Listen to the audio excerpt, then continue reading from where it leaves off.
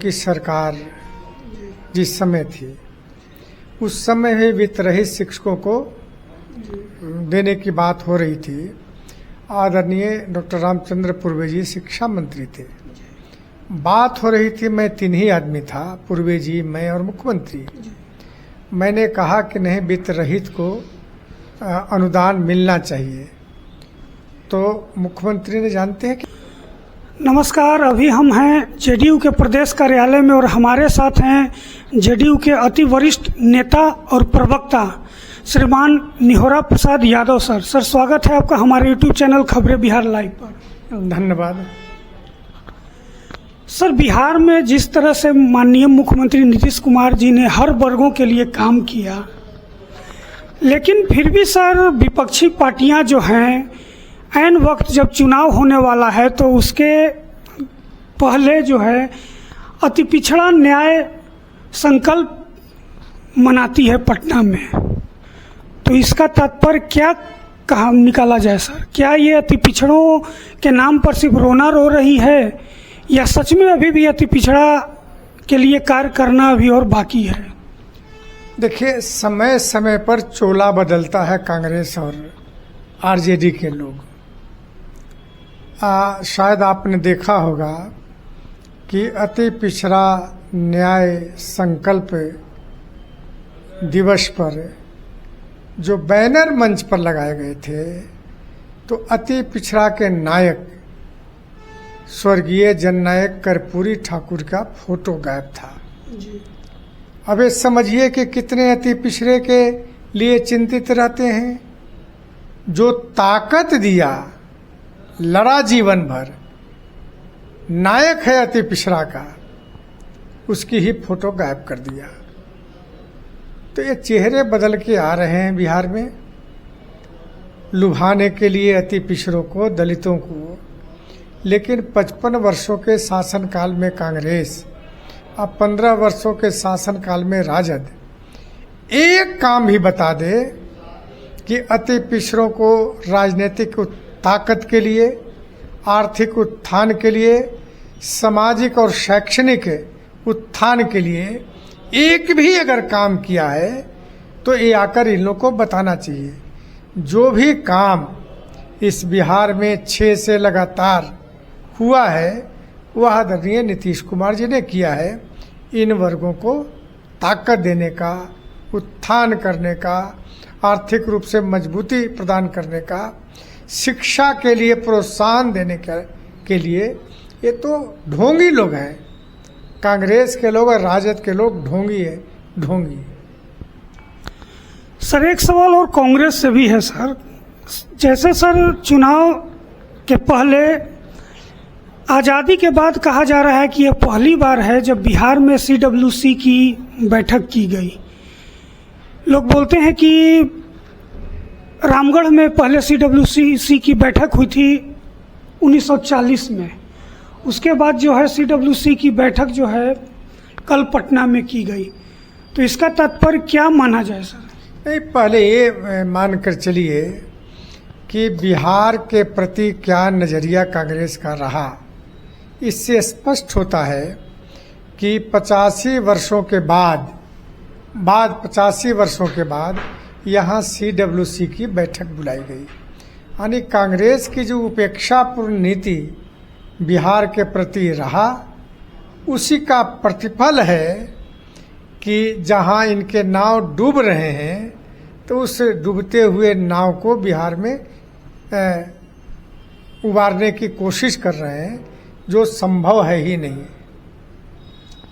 Sir, Bihar को लोकतंत्र की जननी माना जाता है सर। बिहार से ही पूरे देश की राजनीतिक दिशा और दशा तय होती है। सर, बिहार में जिस तरह से राष्ट्रीय जनता दल, कांग्रेस मिलकर जो महागठबंधन बनाए हैं, सीमांचल में जो है ओवैसी यात्रा कर रहे हैं, मीटिंग कर रहे हैं, और कांग्रेस जो है सर अभी तक सर CM कैंडिडेट के रूप में तेजस्वी यादव की नाम की घोषणा भी नहीं की है। लेकिन राष्ट्रीय जनता दल ये मानकर चल रही है, या तेजस्वी यादव भी कई सभा में कहे हैं कि हम खुद CM हैं, बनेंगे CM। इधर जो है सर मुकेश सहनी जो हैं वो कह रहे हैं कि डिप्टी सीएम हम हैं, तो क्या लगता है सर कांग्रेस का ये दबाव की राजनीति कर रही है जो सीएम कैंडिडेट नहीं घोषित कर रही है इनको? देखिए, तेजस्वी के लिए संकट की घड़ी है। कांग्रेस सीएम चेहरे की घोषणा नहीं कर रहा है।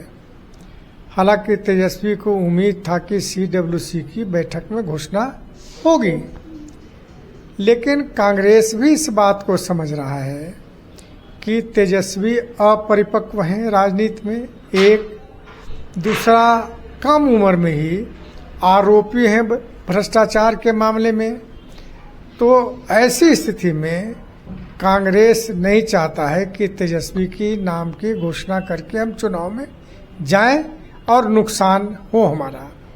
दूसरी बात कि कहीं न कहीं दबाव भी तेजस्वी पर कांग्रेस का है, ताकि जो शेयर हमारा है उचित शेयर मिल पाए। और ये ओवैसी को सर किस रूप में देखते हैं? ओवैसी की अपनी पार्टी है, अपनी पार्टी के लिए लड़ रहा है।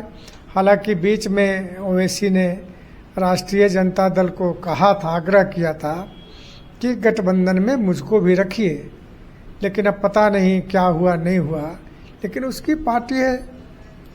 हालांकि सर इधर से भी तो ऑफर दिया गया था, इनके एक विधायक हैं वो बोले थे कि ओवैसी साहब का हम स्वागत करते हैं अगर महागठबंधन में आते हैं। नहीं, देखिए, हमारे नेता आदरणीय नीतीश कुमार जी ही कोई निर्णय लेते हैं, या आदरणीय अमित शाह और आदरणीय प्रधानमंत्री जी ही कोई निर्णय लेते हैं।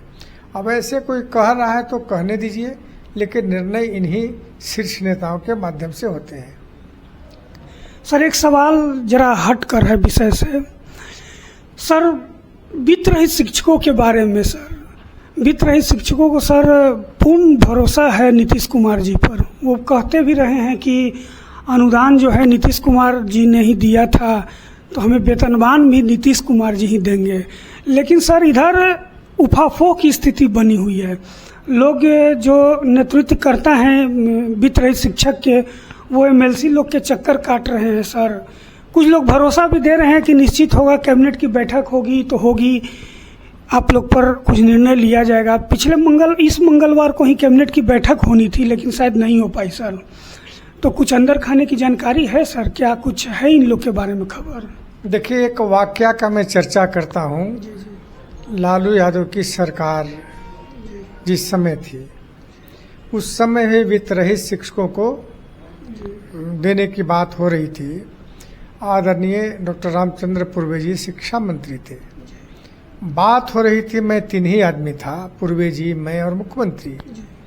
मैंने कहा कि नहीं, वित्त रहित को अनुदान मिलना चाहिए। तो मुख्यमंत्री ने जानते हैं क्या कहा मुझको? ओ, तुम भी उसी कॉलेजों में हो का? हमने कहा कि नहीं, हम कंस्टिट्यूएंट कॉलेज में हैं।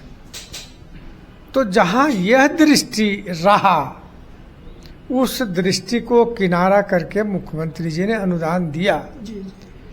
और अनुदान देने के बाद में जो शिकायतें आने लगी कि शासी निकाय के सेक्रेटरी पैसा टीचरों को, शिक्षकों को नहीं दिया, या दिया तो बहुत थोड़ा दिया, तो इसकी जांच भी हुई और जांच में सही पाया गया कि शिक्षकों के साथ पेमेंट में अन्याय हुआ है।